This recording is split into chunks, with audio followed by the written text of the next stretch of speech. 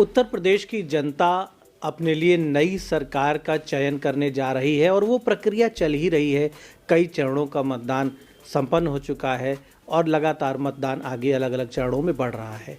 ऐसे में ये ज़रूरी है कि उत्तर प्रदेश की सामाजिक जो गति है, उत्तर प्रदेश की जो राजनीति है, उस पर पकड़ रखने वाले, उसमें काम करने वाले, उसमें दशकों से अपना योगदान देने वाले जो राजनीति के बड़े व्यक्तित्व हैं, उनसे आपकी बात, आपकी मुलाकात हम कराएं और आपको जानने का मौका मिले कि उत्तर प्रदेश में अलग अलग जो राजनीतिक विचारधाराएं हैं, जो दल हैं, उनके एजेंडे, उनके काम, उनकी असलियत और धरातल पर उन्होंने अभी तक क्या दिया है समाज के लिए, प्रदेश के लिए, और जनता को एक मार्गदर्शन भी मिले कि उन्हें किस प्रकार का राजनीतिक निर्णय लेना चाहिए।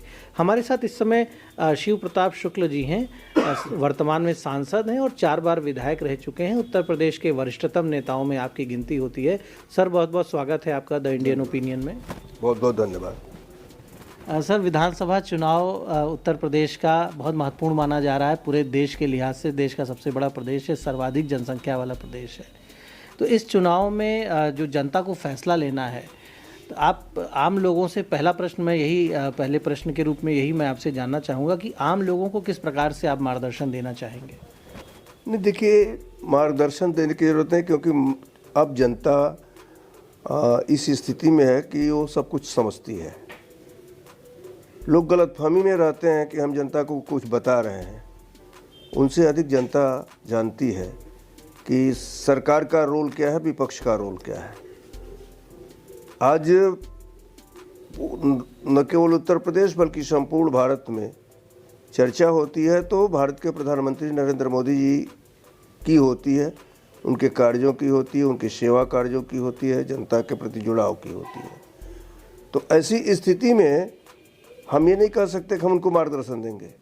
हम ये जरूर कह सकते हैं कि हम भी और उनको भी राष्ट्र धर्म में लगने की आवश्यकता है। राष्ट्र धर्म ही सबसे सर्वोपरि है। चुनाव तो उसका एक पार्ट है।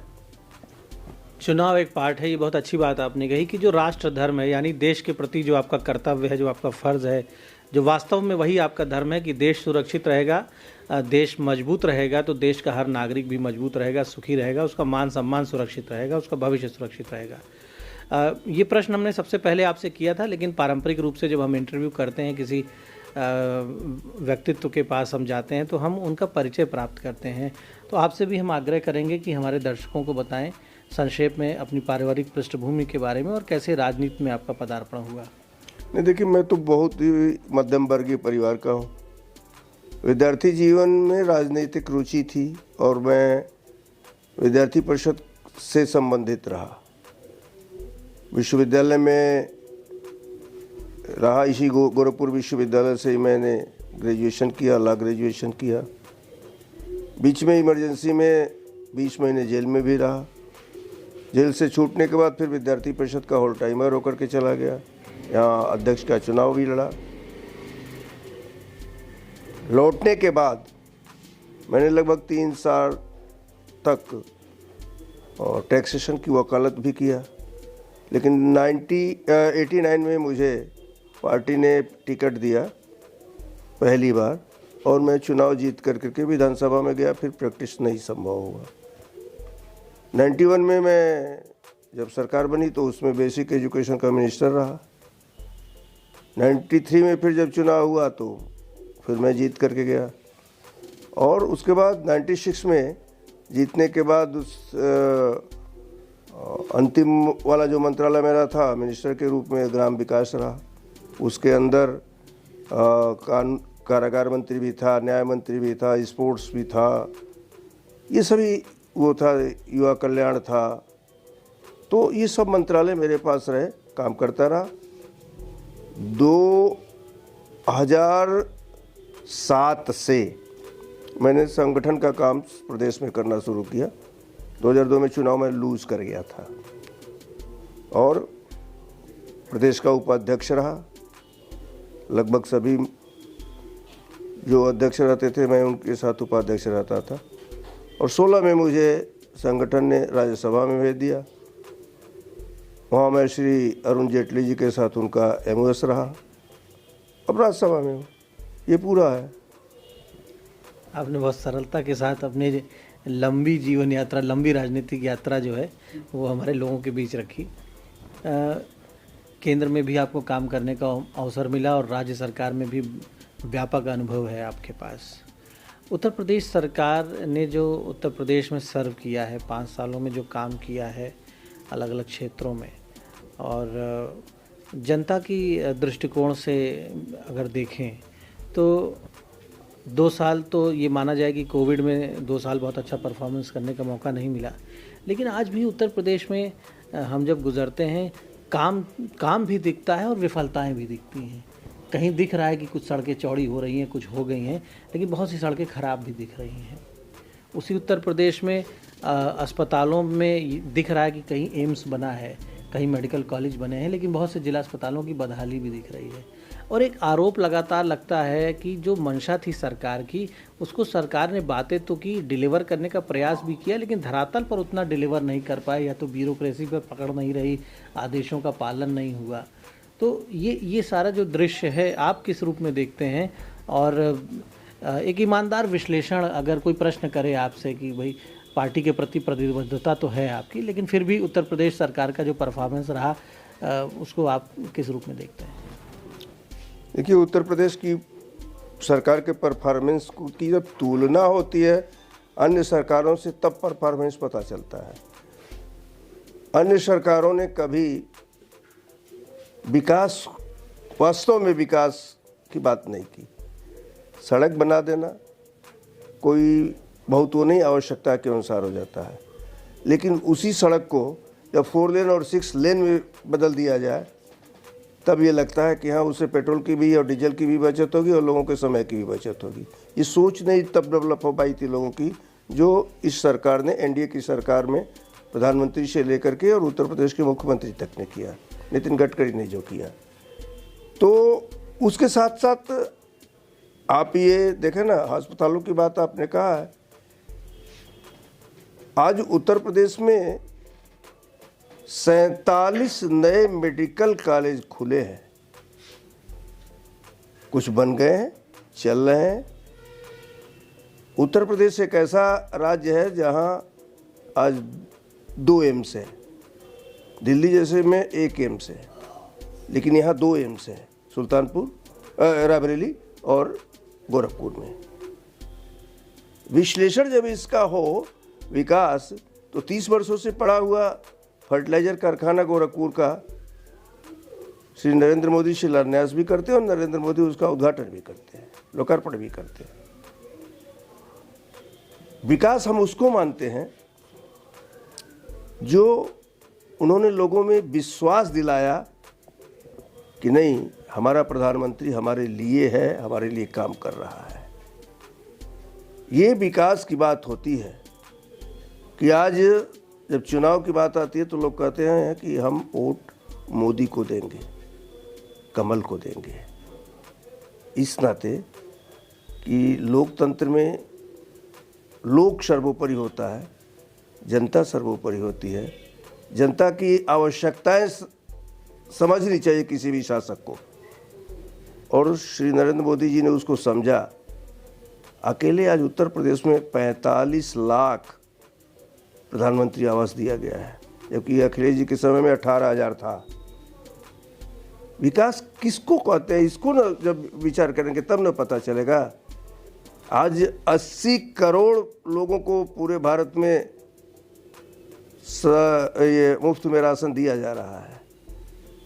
इस नाते दिया जा रहा है कि आवश्यकता थी, कोविड के समय से शुरू हुआ और आज भी वो चल रहा है। 165 करोड़ देशवासियों को प्रथम और द्वितीय स्तर का डोज दे करके लोगों के जीवन को बचाने का काम किया गया कोविड से, वैक्सीन से, कोवैक्सीन, कोविशील्ड, अब बूस्टर योग भी लग रहा है। हम आप ही से इस बात का सवाल करते हैं कि आप विकास को क्या मानते हैं। आज विकास की स्थिति यह है कि पूरे विश्व की निगाह लगी हुई है कि यूक्रेन और रशिया का युद्ध हो रहा है, तो निर्णायक भूमिका में क्या भारत का प्रधानमंत्री हो सकेगा? और वो लोग विश्वास कर रहे हैं कि हाँ, वही हो सकता है। जिस देश के जिस प्रधानमंत्री के प्रति इतना विश्वास हो, तो जब किसी अपने देश में विकास करता है तब विश्वास जमता है, तब विश्व का विश्वास जमता है। ये बहुत बड़ी बात होती है, लोग सोचते नहीं हैं, लेकिन यहाँ सोचा गया है। अच्छा, उत्तर प्रदेश में ये निश्चित तौर पर ये उपलब्धियां हैं भारत सरकार के साथ, हमारे प्रधानमंत्री के साथ, कि उन्होंने भारत के प्रधानमंत्री का जो ऑरा, जो व्यक्तित्व हुआ करता था विश्व के वैश्विक समाज में, उसको उन्होंने बढ़ाने का प्रयास किया है। उत्तर प्रदेश की जो राजनीति है, धरातल पर हम देखते हैं कि चुनाव के समय जाति के विषय सामने आ जाते हैं। अखिलेश यादव ने इस चुनाव में बहुत ही चालाकी के साथ उन्होंने आरक्षण का भी मुद्दा उठाया, स्वामी प्रसाद मौर्य को अपने खेमे में मिलाया, और मौर्य समाज जो बीजेपी का एक परंपरागत वोटर माना जाता था, उसे भ्रमित करने का प्रयास किया। उन्होंने SC ST OBC के मसले उठाए, आरक्षण के मसले, नौकरियों के मसले। और प्रायः देखा जाता है कि चुनाव के कुछ दिनों पहले जब भी भारत में चुनाव निकट होते हैं तो हिंदू समाज की एकता को विघटित किया जाए, हिंदू जातियों में बढ़ जाए और उनका वोटिंग नेचर जो है वो चेंज हो, वो भाजपा के पक्ष में पोलराइज न हो जाए। इस राजनीतिक भय के चलते हिंदुओं को सामाजिक रूप से बांटने का प्रयास राजनीतिक दलों के द्वारा किया जाता है। तो हिंदू समाज में जो SC ST OBC का जो सेगमेंट है, उसे भाजपा से डिस्कनेक्ट करने के लिए पूरा जोर लगा रहे हैं कई दल। तो इसका क्या असर आप देख पा रहे हैं? नहीं, देखिए, चुनाव है तो चुनाव में नीति और कूटनीति दोनों चलती है। अगर वो लोग किसी कूटनीति का प्रयोग कर रहे हैं तो हिंदू समाज को इस बात को न सोचना चाहिए कि हम बटें कि ना बटें। वो तो बांटने का प्रयत्न करेंगे, उनको तो अपना वोट लेना है। हमने कहा सबका साथ, सबका विकास, सबका विश्वास और सबका प्रयास। यह प्रधानमंत्री नरेंद्र मोदी जी का जो नारा रहा, वह इस नाते रहा कि लोग भारतीयता के साथ जुड़े, लोग राष्ट्रवाद को समझें। 370 खत्म होने पर तो आप उछलेंगे, और कहीं की बहू बेटी अगर कोई भगा करके लेकर के चले जाएगा तो बौखलाएंगे, और वोट का समय आएगा तो बटेंगे। ये सब कैसे चलेगा? तो इस नाते सभी लोगों को एक होने की ज़रूरत है। ऐसे लोग, ऐसे राजनीतिक दल जो हिंदू समाज को तोड़ने में लगे हुए हैं, निश्चित रूप से ऐसे राजनीतिक दलों के मनोबल को उनको तोड़ना चाहिए, वोट दे करके तोड़ना चाहिए। हम ये नहीं कह रहे हैं कि वोट किसको दो, आपको जो अच्छा लगे दो, क्योंकि मैं पहले भी कह चुका हूं कि लोग कहते हैं कि हम मोदी को वोट देंगे, तो मोदी को वोट देंगे ये हम मन बनाए हुए हैं।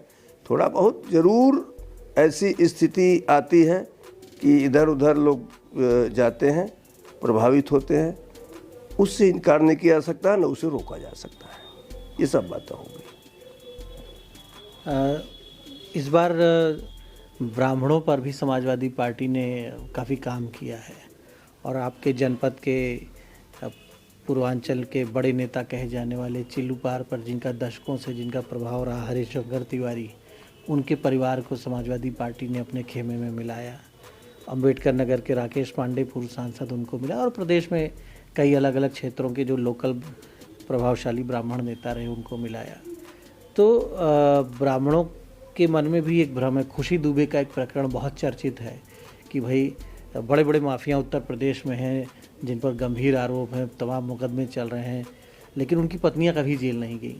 खुशी दुबे का पति यदि अपराधी भी था तो उसका विवाह केवल 2 दिन पहले हुआ था। उसे किस अपराध, किस तरह से कानून की व्याख्या वहाँ पर की गई, वो जेल में है। ये मुद्दे लोग उठा रहे हैं, मंचों पर चर्चा हो रही है। तो ब्राह्मणों में एक भ्रम इस बार पैदा हुआ है कि क्या बीजेपी में उनके हितों की रक्षा हुई है 5 साल या नहीं हुई है। कार्रवाई के नाम पे बहुत से ब्राह्मण अधिकारियों को सामान्य आरोपों में निलंबित किया गया, कार्रवाइयाँ हुई उनके ऊपर। तो ये सारे विषय जो हैं, ये विषय क्या बीजेपी के हित को प्रभावित कर रहे हैं? आप क्या देख पा रहे हैं इस चुनाव में? नहीं, देखिए, जहाँ तक मैं समझता हूँ कि पहली बार ऐसा सच ब्राह्मण लोगों ने सोचने का तो काम किया कि भाई ठीक है, ब्राह्मण है, इनको भी साधने का काम करो। मैं यही सफलता ब्राह्मणों की मानता हूँ। रह गई बात खुशी दुबे या इन सब की, विकास दुबे जितनी हत्याएं किया है वो क्या किसी गैर ब्राह्मण की किया है क्या? उन्हीं ब्राह्मण थे जिनकी हत्या किया। संतोष शुक्ला ब्राह्मण नहीं थे जिनके थाने में हत्या किया था। तात्कालिक स्थिति में ये बात आ जाए तो उस पर चर्चा नहीं होनी चाहिए। मैं बहुत साफ मन का हूँ और मैं इस बात को मान करके चलता हूँ कि ब्राह्मण हमेशा राष्ट्रवादी सोच का रहता है।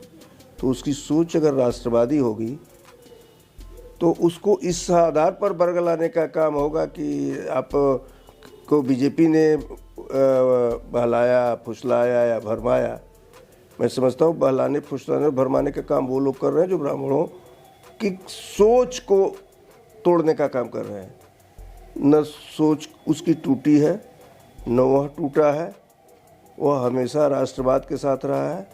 राष्ट्रवाद जो भी लेकर के चलेगा उसके साथ रहेगा। राष्ट्रवाद कौन लेकर चलेगा आप भी जानते हो, मैं भी जानता हूँ।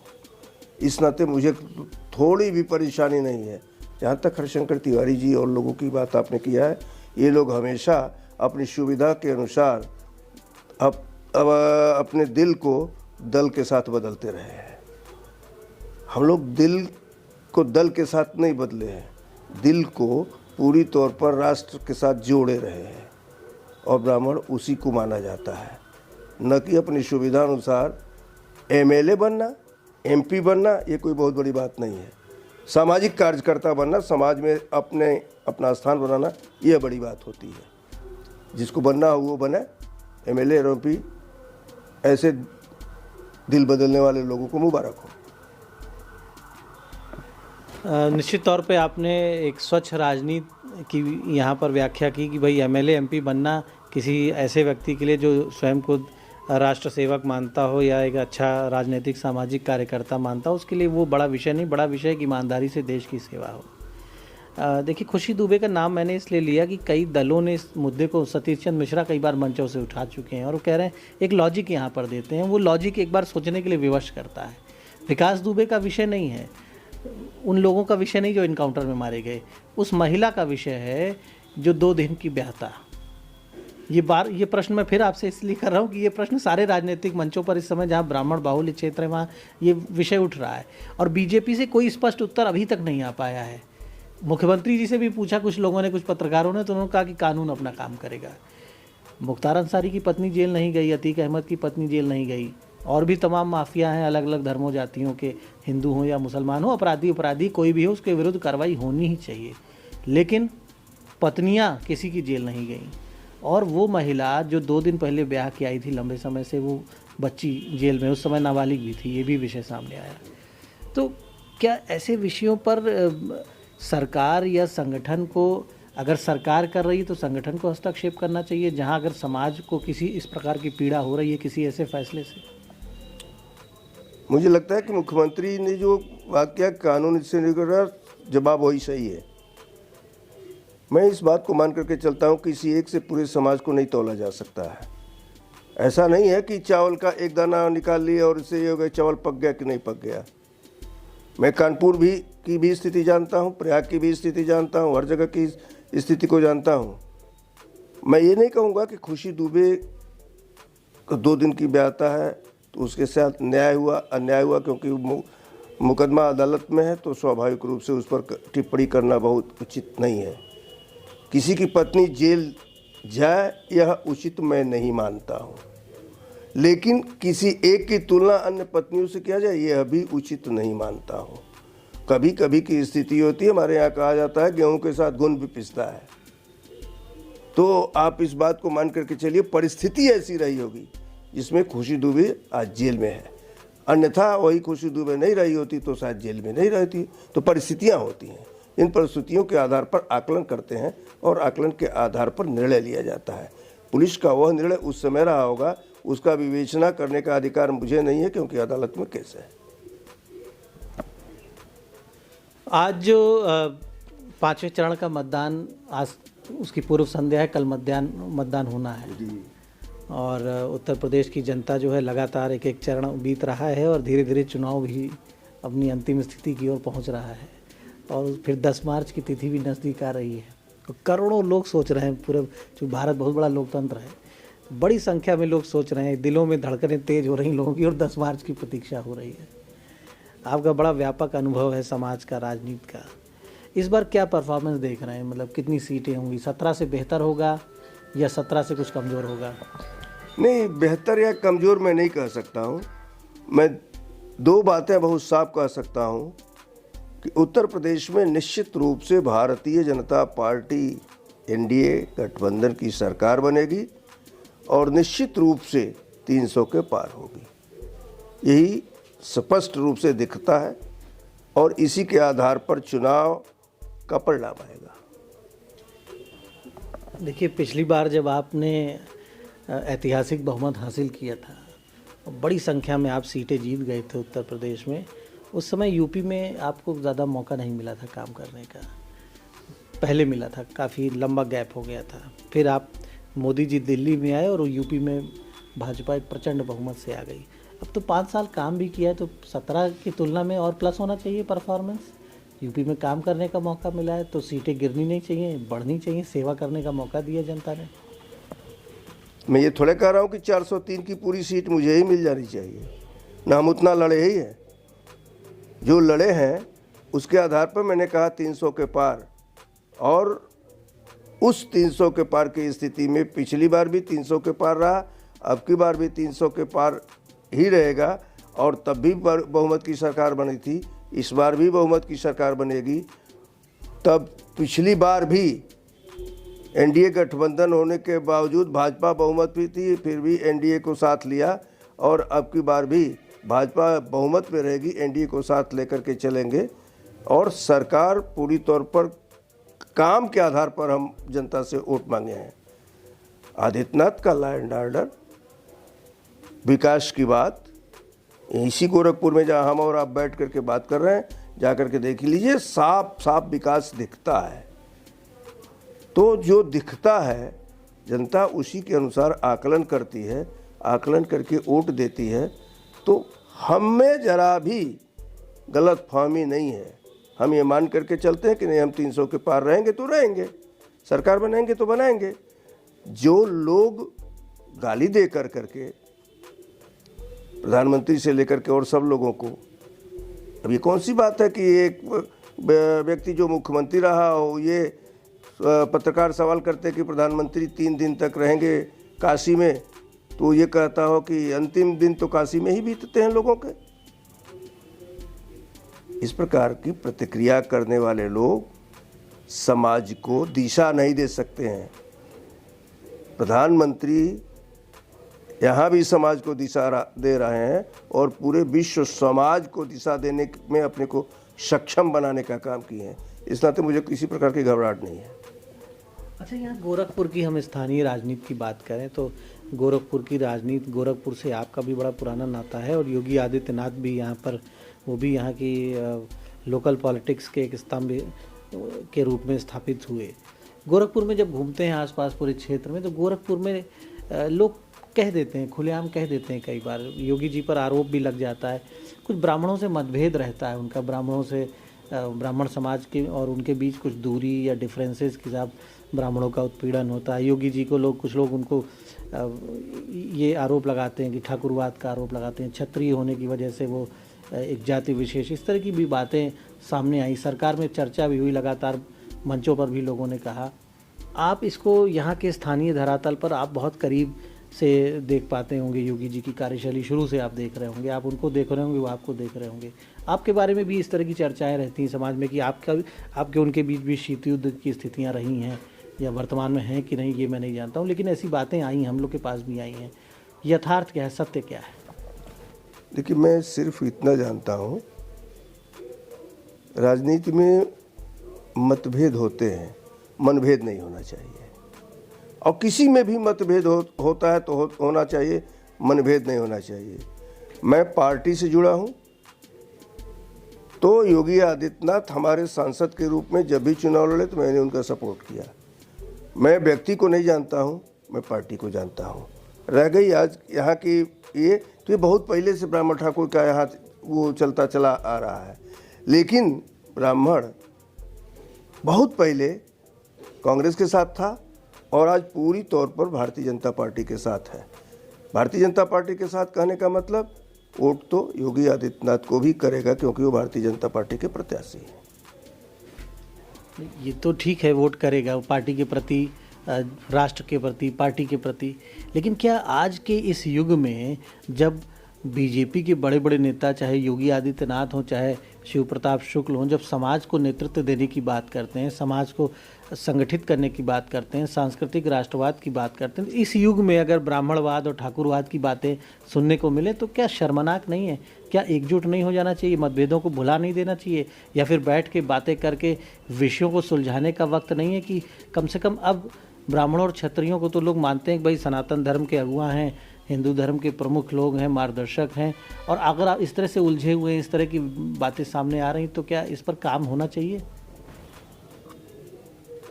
मुझे लगता है कि यह बहुत जरूरी प्रश्न नहीं रह गया है, इस नाते कि आप अपनी हिस्ट्री उठा करके देखिए तो हिंदू समाज के लिए जब यहाँ पर मुगलों ने देखा था युद्ध के समय विभिन्न जगह चूल्हे जल रहे थे, तो उन्होंने पूछा ये क्या है, तो लोग अलग अलग खाना बना रहे जाति के आधार पर। यहाँ समाज जाति के आधार पर रहा है, लेकिन राष्ट्र के लिए वो लोग भी संघर्ष कर रहे थे। तो उसने कहा कि अरे तब तो बड़ा आसान है मुझे जीतना, लेकिन जब जीतने की बात आई तो सिकंदर भी यहाँ से पराजित होकर के ही गया है। तो ये कोई बहुत बड़ी बात नहीं है। जो लोग इसको उकसाना चाहते हैं वो अपने आप मुँह की खाएंगे, और चाहे ब्राह्मण हो, चाहे ठाकुर हो, चाहे कोई भी हो। मेरे सबसे अपील है कि मत जो है, अपने मत का प्रयोग राष्ट्र के हित के लिए करो, देश के हित के लिए करो। पहले ये होता था कि हमको क्या दे रहे हैं, आज प्रधानमंत्री ने इतना लोगों के लिए कहा, कोई ये नहीं कहने को तैयार कि हमको हमारे लिए क्या हो रहा है। तो इस पर जब विचार करेंगे तो मुझे लगता है कि सीधे सीधे देश यह प्राथमिकता होनी चाहिए। देश हित प्राथमिकता होनी चाहिए, और निश्चित तौर पर हर नागरिक की, जो भी किसी भी देश में जो जन्म ले या उस देश में रह रहा है, वहाँ की सुविधाओं का उपभोग करता है, नागरिक है वहाँ का, तो जो भी भारतवासी हैं उनका सबसे पहला धर्म, सबसे पहला फ़र्ज़, सबसे पहला मज़हब, सबसे पहली ड्यूटी है कि वो देश के हित के बारे में सोचें।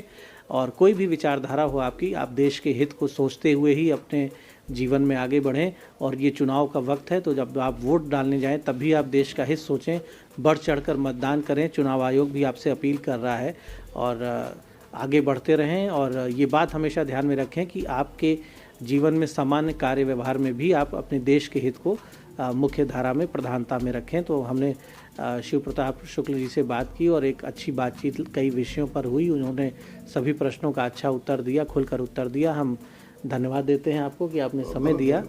और फिर इंडियन ओपिनियन आगे उत्तर प्रदेश में अलग अलग क्षेत्रों में जो हमारे समाज के मार्गदर्शक हैं, राजनीतिक व्यक्तित्व हैं, उनसे हम आपकी मुलाकात कराते रहेंगे। धन्यवाद।